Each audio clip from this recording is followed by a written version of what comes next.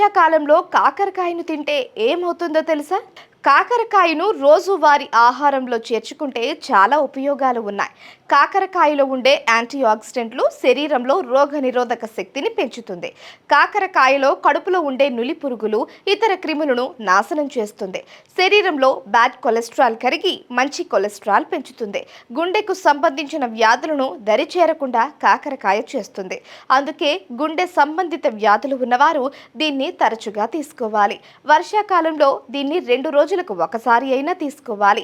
ప్రతిరోజు తీసుకోవడం వల్ల మలేరియా, టైఫాయిడ్, కామెర్లు వంటి జబ్బులు దరిచేరవు. జీర్ణ వ్యవస్థలకు సంబంధించిన సమస్యలను దూరం చేస్తుంది. కాకరకాయ జ్యూస్ను తరచూ తీసుకోవడం వల్ల కిడ్నీలో రాళ్లు కరుగుతాయి. దీనిలో ఉండే ఆల్కలైడ్లు బ్లడ్ షుగర్ లెవెల్స్ తగ్గిస్తాయి. శరీరంలో ఇన్సులిన్ ఉత్పత్తిని పెంచుతుంది. దీంతో కాకరకాయను రోజు తప్పకుండా తీసుకోవాలని వైద్యులు సూచిస్తున్నారు.